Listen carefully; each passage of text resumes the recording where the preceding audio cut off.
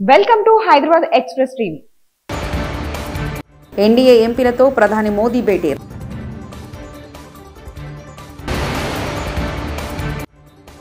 రైతులకు good news. Indiramma ఇళ్ల నిర్మాణానికి బడ్జెట్లో భారీ కేటాయింపులు. కాంగ్రెస్ సర్కార్ను చీల్చి చెండాడుతాం. బడ్జెట్పై కేసీఆర్. శాంతి భద్రతలపై శ్వేతపత్రం విడుదల చేసిన సీఎం చంద్రబాబు. మహారాష్ట్ర అసెంబ్లీ ఎన్నికలకు మరికొద్ది నెలలుగా నగరా మోగనుంది. అలాంటి వేళ ఆ రాష్ట్రంలో ఎన్డీఏ ఎంపీలతో ప్రధాని మోదీ గురువారం న్యూఢిల్లీలో సమావేశమయ్యారు. ఈ సందర్భంగా రాష్ట్రంలో తాజా రాజకీయ పరిస్థితులపై వారితో ప్రధాని మోదీ చర్చించినట్లు తెలుస్తుంది. మరోవైపు ఎన్సీపీ అధినేత మహారాష్ట్ర డిప్యూటీ సీఎం అజిత్ పవార్ బుధవారం న్యూఢిల్లీలో కేంద్ర హోంశాఖ మంత్రి అమిత్ షాతో భేటీ అయ్యారు. తెలంగాణ ఆర్థిక మంత్రి బట్టి విక్రమార్క గురువారం అసెంబ్లీలో రాష్ట్ర బడ్జెట్ను ప్రవేశపెట్టారు. తెలంగాణ పూర్తిస్థాయి బడ్జెట్ 2,91,191 కోట్లు. బడ్జెట్ ప్రసంగంలో భాగంగా రాష్ట్ర తలసరి ఆదాయం, అప్పులు, రెవెన్యూ వ్యయం, మూలధన వ్యయం వంటి వివరాలు వెల్లడించారు. అలాగే బడ్జెట్లో ఏ పథకానికి ఎంత నిధులు కేటాయించారు, ఈ శాఖకు ఎన్ని నిధులు కేటాయించారనే వివరాలను బడ్జెట్ ప్రసంగంలో వివరించారు ఆర్థిక మంత్రి బట్టి.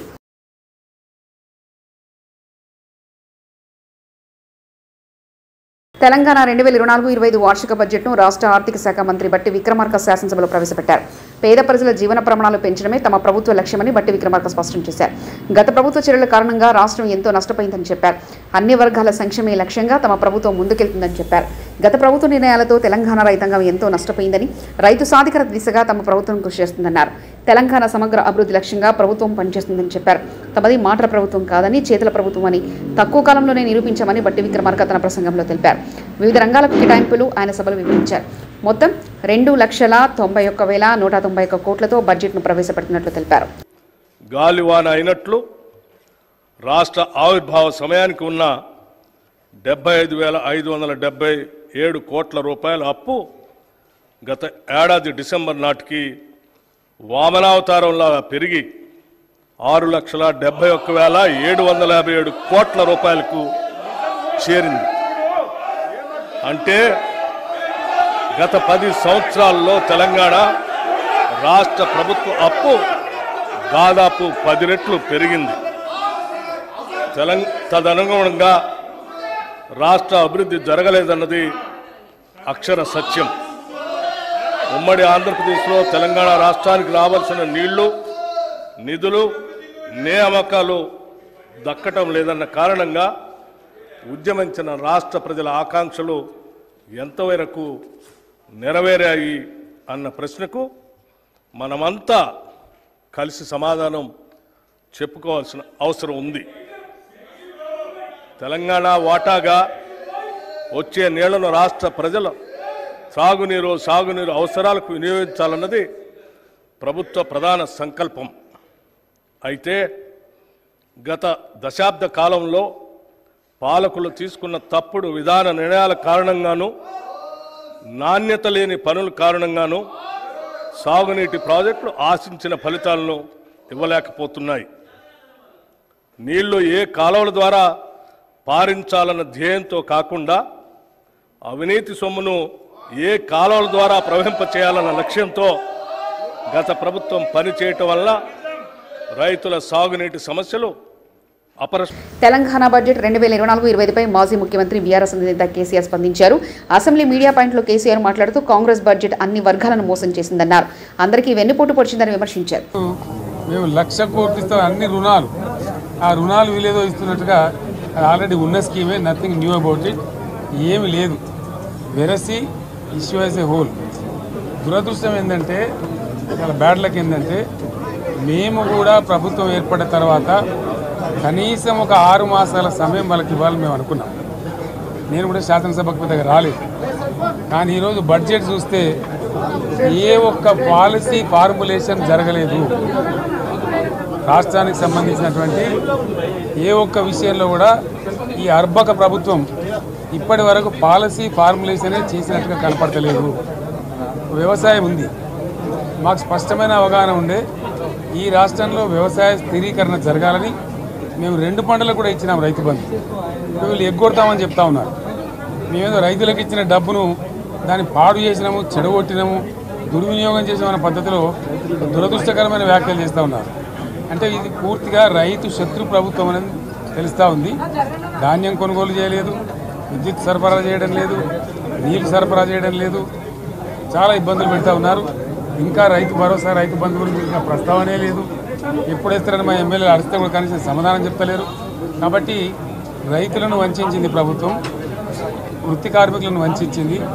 ఒక్క పాలసీ, ఇండస్ట్రియల్ పాలసీ ఏమి లేదు. బట్టి గ్యాస్ ట్రాష్ పంచరంగం ఈస్మాన్ కలర్ లాగా చెప్పడం తప్ప, స్టోరీ టెల్లింగ్ లాగా ఉన్నది తప్ప బడ్జెట్ చెప్పినట్టు లేదు. రాష్ట్రంలో వ్యవసాయ పాలసీ ఏమిటి, పారిశ్రామిక పాలసీ ఏమిటి, ఐటీ పాలసీ ఏమిటి, ఇంకా ఇతర అనేక పాలసీలు, పేద వర్గాలకు సంబంధించిన పాలసీ ఏమిటి అనే దాని మీద ఏ ఒక్క దాని మీద కూడా గ్యాసు ట్రాషే తప్ప, చిల్లర మల్లర ప్లాట్ఫామ్ స్పీచ్ లాగా ఉంది తప్ప అది బడ్జెట్ ప్రసంగం లాగా లేదు. వైఎస్ జగన్ ప్రభుత్వ హయాంలో దయానీయంగా మారిన శాంతి భద్రతలపై ముఖ్యమంత్రి నారా చంద్రబాబు నాయుడు గురువారం అసెంబ్లీలో శ్వేతపత్రం విడుదల చేశారు. ఈ సందర్భంగా ఆయన మాట్లాడుతూ మొత్తం 5 అంశాలుగా శ్వేతపత్రాన్ని విభజించామని తెలిపారు. ఆంధ్రప్రదేశ్ పోలీసులు శాంతి భద్రతలను చాలా చక్కగా మెయింటైన్ చేశారని తెలిపారు. ఆ ప్రాంతంలో ఎక్కువ అభివృద్ధి జరిగే అవకాశం వస్తుంది. భవిష్యత్తులో ఇంకా ఎక్కువ అభివృద్ధి జరిగే అవకాశం ఉంటుంది. రెండవ దిశ, ఇంకో పక్కన మీరు చూస్తే హైదరాబాద్, అందరికి ఒక ఐడియా ఉంది. 6 నెలలు కర్ఫ్యూ ఉండే నగరం హైదరాబాద్. ఆ రోజు ఒక్కొక్కసారి కర్ఫ్యూ 20 రోజులు 30 రోజులు నిత్యావసర వస్తువులు కూడా దొరకకుండా కర్ఫ్యూ పెట్టిన పరిస్థితులు ఉన్నాయి. అలాంటి నగరంలో మత ఘర్షణల పైన చాలా క్లియర్గా ఒక నిర్ణయం చేసుకొని ముందుకు పోయాం. ఉక్కు పాదంతో ఒక మంచి సంకల్పంతో ముందుకు పోయాం. అదే మరిగా ఈరోజు మీరు చూస్తే అధ్యక్ష, హైదరాబాద్ అంటే ఓల్డ్ సిటీ నుంచి విజయవాడకు పోవాలన్నా, ఒకప్పుడు బెంగళూరు పోవాలన్నా, బాంబేకి పోవాలన్నా ఓల్డ్ సిటీ టచ్ చేసిపోయే పరిస్థితి. అలాంటప్పుడు ట్రాఫిక్ అంతా కూడా నిలిచిపోయేది. ఈరోజు మీరు చూస్తే హైదరాబాద్ మత సామరస్యానికి ఏమాత్రం కూడా విఘాతం కలగకుండా చేయగలిగాం. దానివల్ల ఒక అంతర్జాతీయ పెట్టుబడులు కేంద్రంగా తయారయ్యే పరిస్థితి వచ్చింది. గడిచిన అన్ని ప్రభుత్వాలు కూడా లా అండ్ ఆర్డర్ మెయింటైన్ చేశాయి. అంతేకాకుండా ఔటర్ రింగ్ రోడ్ వచ్చిన తర్వాత సిటీకి వచ్చే పని లేకుండా ఔటర్ రింగ్ రోడ్లో వెళ్ళే పరిస్థితికి వచ్చారు. మూడవ దిశ వామపక్ష తీవ్రవాదం. ఇక్కడ కూడా గ్రే హౌండ్ లేకపోతే ఇంటెలిజెన్స్ బ్రాంచ్ కానీ ఎస్ఐవి కానీ ఇలాంటి డెవలప్ చేశాం. ఆ రోజు సిద్ధాంతపరంగా ఆలోచించిన తెలుగుదేశం పార్టీ ఏదైతే పేదరిక నిర్మూలన జరగాలి, కానీ ఈ ఏదైతే వామపక్ష తీవ్రవాదం ఉందో, వైలెన్స్ ఉందో, ఈ నాగరిక ప్రపంచంలో మంచిది కాదని ముందుకు పోయాం. అయితే ఆ రోజు నా మీద దాడి చేసిన ప్రజల కోసరం నేను ఏమాత్రం భయపడకుండా ముందుకు పోయానని కూడా ఈ సందర్భంగా మీకు తెలియజేస్తున్నా. ఆంధ్ర రాష్ట్రంలో చాలా వరకు నియంత్రణ చేయగలిగాం. రౌడీజం అధ్యక్ష, ఈరోజు మనం చూస్తున్న రాష్ట్రంలో ఎక్కడ చూసినా రౌడీలు తయారయ్యే పరిస్థితికి వచ్చారు. ఆ రోజు నుంచి మీరు చూస్తే రౌడీ అనేవాడు లేకుండా ఆ పేరు వినపడేదానికే భయపడే పరిస్థితి తీసుకొచ్చాం. పీడీ యాక్ట్ ఉపయోగించాం, రౌడీల పైన ఉక్కుపాదం మోపాం, మొత్తం లా అండ్ ఆర్డర్ మెయింటైన్ చేశాం. అది తర్వాత వచ్చిన ప్రభుత్వాలు కూడా ఆంధ్రప్రదేశ్ అసెంబ్లీ సమావేశాలు 4వ రోజు గురువారం ఉదయం 9 గంటలకు ప్రారంభమయ్యాయి. ప్రశ్నోత్తరాల సమయం కొనసాగుతుంది. ఈ సందర్భంగా హోంమంత్రి వంగలపూడి అనిత మాట్లాడుతూ వైసీపీ సానుభూతిపరులపై దాడులు జరుగుతున్న విషయం వాస్తవమేనా అని వైసీపీ వాళ్ళు ప్రశ్న వేసి సభకు రాలేదని ఎద్దేవా చేశారు. నిజానికి టీడీపీ వాళ్ళను చంపి అదేదో తాము చేసినట్లు ఆరోపిస్తున్నారని, అధికారం కోల్పోయి 11 సీట్లు వచ్చాక టీడీపీ కార్యకర్తలను చంపి ఢిల్లీ వెళ్లి అక్కడ దీక్ష చేయడం ఏంటని ప్రశ్నించారు. ఎన్డీఏ ప్రభుత్వం అధికారంలోకి వచ్చాక 4 చనిపోతే 3 టీడీపీకి చెందిన వారు ఉన్నారని, దానికి సంబంధించి కేసు నంబర్లతో సహా వెల్లడించామని హోంమంత్రి అనిత తెలిపారు. వాటిని పట్టుకునేడానికి ఉన్న సిస్టమ్ని కనీసం వాళ్ళు తిరిగి పునరుద్ధరించుకోవాలన్న తపన కూడా లేకుండా మొత్తాన్ని నిర్వీర్యం చేసిన పరిస్థితి వచ్చింది అధ్యక్ష. దాని పర్యవేక్షణలో భాగంగానే ఈ 5 సంవత్సరాల్లోని కూడా ఇంచుమించుగా మనం ఒకసారి కంపేర్ చేసుకుంటే బిఫోర్ 2014 మనకి టోటల్ కేసెస్ ఈ బ్లేడ్ బ్యాచ్కి సంబంధించి ఈస్ట్ గోదావరిలోనే ఒక ఈస్ట్ గోదావరిలో చూసుకుంటే 133 ఉంటే 2014-19 అదేవిధంగా 2000 కంపారిజన్ 2014-19కి ఒక 400 ఉన్నాయి అధ్యక్ష. 2019-24లో ఒకసారి మనం చూసుకుంటే అధ్యక్ష దగ్గర కేసెస్ అవన్నీ కూడా దగ్గర డబుల్ అయిన పరిస్థితి అధ్యక్ష. వీళ్ళ మీద ఎన్ని పీడీ యాక్ట్లు పెట్టినా ఒక ఈస్ట్ గోదావరిలోనే ఇంచుమించుగా 500 వరకు కేసెస్ నమోదు బ్లేడ్ బ్యాచ్ని ఐడెంటిఫికేషన్ చేయడం అధ్యక్ష. వీళ్ళే కాకుండా మనకి రాజమండ్రి అదేవిధంగా ఎన్టీఆర్ డిస్ట్రిక్ట్లోనే ఎక్కువ ఈ బ్లేడ్ బ్యాచ్ అనేది ఎక్కువగా ఐడెంటిఫికేషన్ అయి ఉంటుంది. వాళ్ళు ఇంచుమించుగా దగ్గర రెండు కలిపి ఈ మొన్న 2019 to 24లో దగ్గర 825 మందిని ఐడెంటిఫికేషన్ చేయడం జరిగింది అధ్యక్ష. ఐడెంటిఫై చేయడం ఒక ఎత్తు అయితే వీళ్ళు నియంత్రించే సిస్టమ్ అయితే పోలీస్ డిపార్ట్మెంట్లో లాస్ట్ 5 సంవత్సరాలు లేదు అధ్యక్ష. ఎందుకు ఈ మాట చెప్తున్నానంటే దగ్గర 15,000 సీసీ కెమెరాలు 2014 నుంచి 19 వరకు టీడీపీ హయాంలో పెడితే ఒక్క సీసీ కెమెరాని పెట్టకపోవడం సరికదా, ఉన్న సీసీ కెమెరాలను కూడా పునరుద్ధరించుకోకపోవడం అనేది నిజంగా ఒక సిగ్గుచేడు అధ్యక్ష. ఎందుకంటే ఎక్కడికి అంటే మీలాంటి వాళ్ళు పెట్టేటప్పుడు సీసీ కెమెరాలు బాగా పనిచేస్తాయి సార్. అప్పుడు తీసేసి వీడియో తీశారు కదా సార్ మిమ్మల్ని చూపించడానికి, డైరెక్ట్ వీడియోలో చూపించుకున్నారు. విషయం ఏంటంటే సీసీ కెమెరాలు తీసేయడం, సీసీ కెమెరాలు పునరుద్ధరించుకోకపోవడం ఒక ఎత్తు అయితే కనీసం మనం ఒక క్రిమినల్ని పట్టుకున్న తర్వాత అతని క్రిమినల్ బ్యాక్గ్రౌండ్ మనం చెక్ చేయడానికి automated finger print identification system అని చెప్పి అది కూడా చంద్రబాబు నాయుడు గారి హయాంలో మనం పెట్టడం జరిగింది. దాన్ని కూడా డబ్బులు. ఏపీ శాసనమండలి సమావేశాలు ప్రశాంతంగా కొనసాగుతున్నాయి. శాసనమండలిలో డిప్యూటీ సీఎం పవన్ కళ్యాణ్ మాట్లాడుతూ దేశంలోనే ఈ వెస్ట్లో రాష్ట్రంలో 12వ స్థానంలో ఉందన్నారు. ఈ వేస్ట్ రీసైక్లింగ్ కోసం రాష్ట్రంలో 6 కేంద్రాలు ఉన్నాయన్నారు.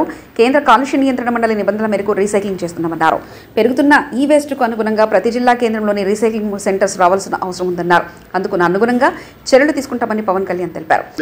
దేశవ్యాప్త విక్రయాల డేటా ఆధారంగా జాతీయ స్థాయిలో ఎలక్ట్రానిక్ వ్యర్థాల ఉత్పత్తికి సెంట్రల్ పొల్యూషన్ కంట్రోల్ బోర్డు అంచనాల ప్రకారం ఆంధ్రప్రదేశ్ రాష్ట్రం 12వ స్థానంలో ఉందని పేర్కొనడం జరిగింది. దానికి అనుబంధంగా నకలు కూడా జత చేయడమైంది. భారత ప్రభుత్వ పర్యావరణ, అటవీ, వాతావరణ మార్పుల మంత్రిత్వ శాఖ ఎలక్ట్రానిక్ వ్యర్థాల నిర్వహణ నిబంధనలను తెలియజేసింది. ఆంధ్రప్రదేశ్లో 1 ఏప్రిల్ 2023 నుండి ఇప్పటి వరకు అమలు చేయబడుతుంది. ప్రస్తుతం ఎలక్ట్రానిక్ వ్యర్థాలను తరలించడం, రీసైకిల్ మరియు శుభ్రం చేయడానికి ఆంధ్రప్రదేశ్ రాష్ట్రంలో 6 ఎలక్ట్రానిక్ వ్యర్థాల రీసైక్లర్స్ వ్యర్థాల సేకరణ కోసం నమోదయ్యాయి. రాష్ట్రంలో ఉత్పత్తి అయ్యే మొత్తం ఎలక్ట్రానిక్ వ్యర్థాలను ఎలక్ట్రానిక్ వ్యర్థాల రీసైక్లర్స్ ద్వారా సేకరణ జరుగుతున్నది. ఎలక్ట్రానిక్ వ్యర్థాల రీసైక్లర్స్ వ్యర్థాలను ప్లాస్టిక్లు, విలువైన ఇతర లోహాల, ప్రమాదకర వ్యర్థాలు మరియు ఇతర పదార్థాలుగా విభజించడం జరుగుతుంది. ప్లాస్టిక్ వ్యర్థాలను గ్రాన్యూల్స్ గాను పెల్లెట్స్ తయారీ కోసం ప్లాస్టిక్ వ్యర్థాల ప్రక్రియ యూనిట్కు తరలించడం జరుగుతూ ఉంటుంది. ప్రీ ప్రాసెసర్లు, కో ప్రాసెసర్లు, ట్రీట్మెంట్, స్టోరేజ్, ప్రమాదకరమైన వ్యర్థాలను తరలించే సౌకర్యం environment protection treatment, storage and disposable ఫెసిలిటీకి తరలించే సౌకర్యం అధ్యక్ష. ఎలక్ట్రానిక్ వ్యర్థాల రీసైక్లింగ్ యూనిట్ల ద్వారా విలువైన ఇతర లోహాలు సంగ్రహించడం అవుతుంది. మరి ఇనర్ట్ మెటీరియల్ తరలించడానికి తదుపరి శాస్త్రీయ ట్రీట్మెంట్ కోసం TSDFకి అంటే ట్రీట్మెంట్, స్టోరేజ్, డిస్పోజల్ ఫెసిలిటీకి దీన్ని తరలించబడుతుంది. మరిన్ని వివరాలన్నీ అనుబంధంలో జత చేయండి.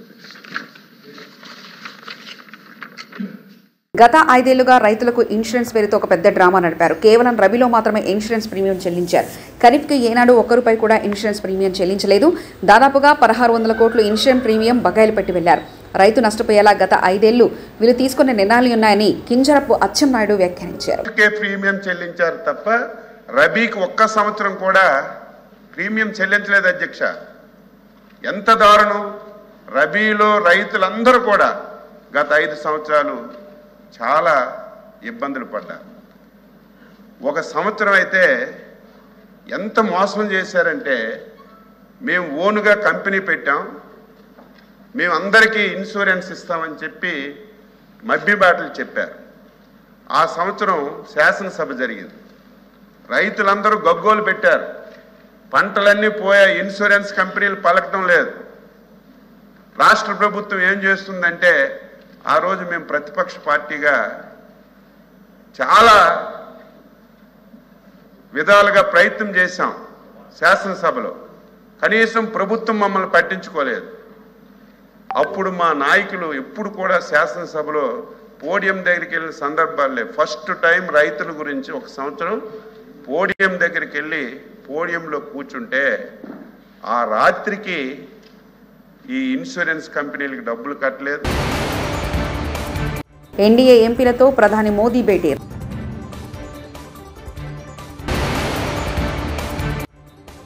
రైతులకు గుడ్ న్యూస్. ఇందిరమ్మ ఇళ్ల నిర్మాణానికి బడ్జెట్లో భారీ కేటాయింపులు.